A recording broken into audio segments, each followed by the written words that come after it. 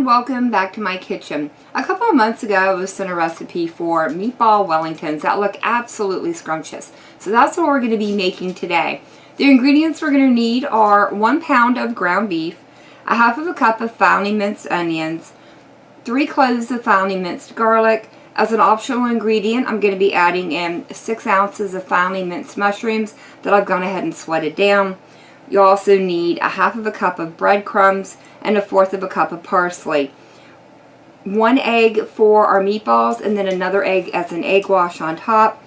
And we'll also need 2 cups of freshly shredded mozzarella cheese, some puff pastry sheets, and a jar of your favorite marinara sauce. I'm using homemade, and I will be leaving a link down in the description to how I make my homemade marinara sauce, but use your favorite one. And we're also going to need some salt and pepper. These are all our ingredients, so let's go ahead and get this stuff moved out of the way and we can start bringing our meatballs together. In my mixing bowl, I've already added in my hamburger. Next, I'm going to add in my onions, the garlic. Next in go the mushrooms,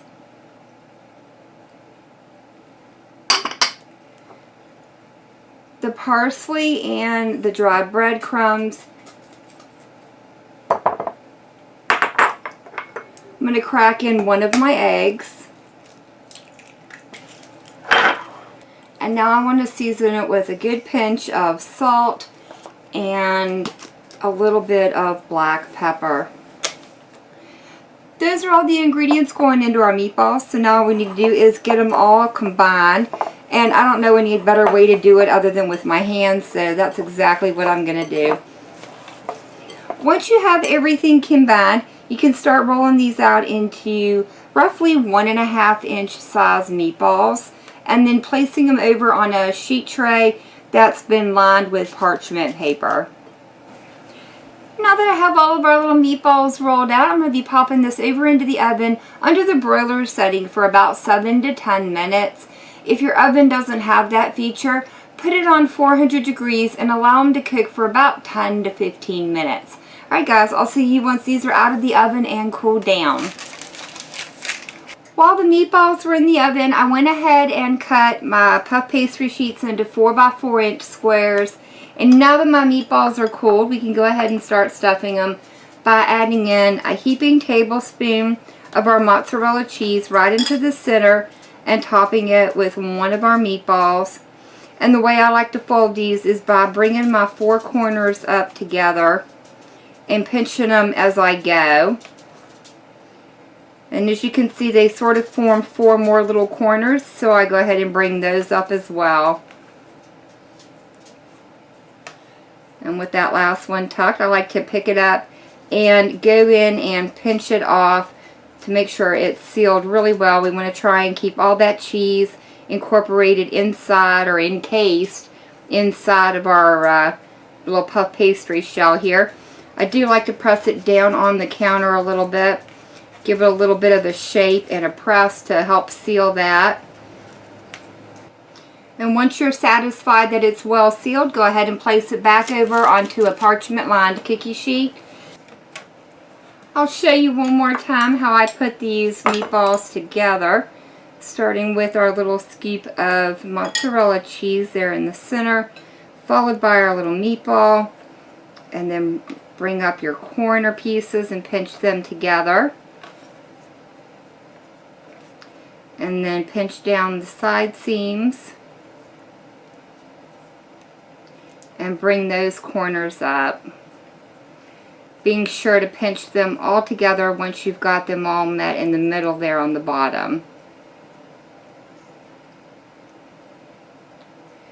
Once you're happy with how that looks, go ahead and press it firmly down on your cutting surface or your cutting board or your work surface. Give it a little spin and press, and that looks pretty good.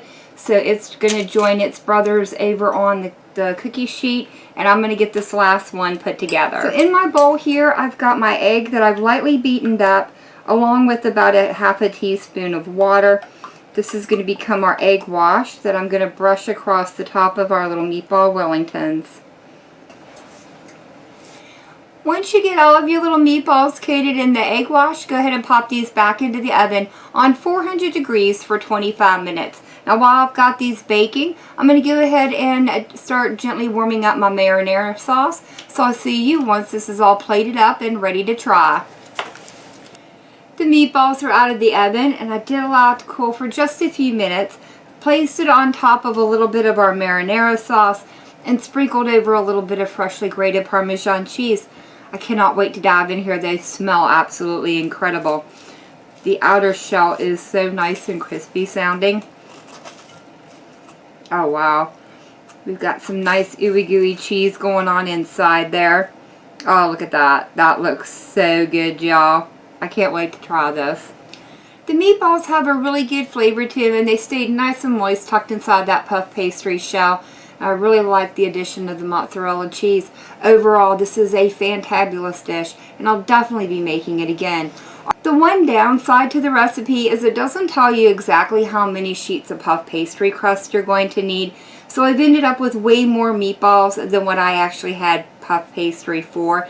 It's not a huge deal breaker. I'll throw those meatballs in the freezer and then make this a dish again in the near future. But if you do plan on making it and having it for a large crowd, just be aware you're going to need more than one box of puff pastry sheets.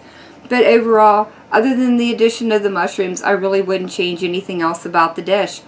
But that is going to be it for me for the day. If you guys have enjoyed this video, leave me a comment down below. I really do enjoy hearing your feedback. If you guys try this recipe out, let me know how it turns out for you. And as always, thank you all so very much for joining me today. I've been Volker. I hope you guys have enjoyed, and I hope I'll see you in the next one.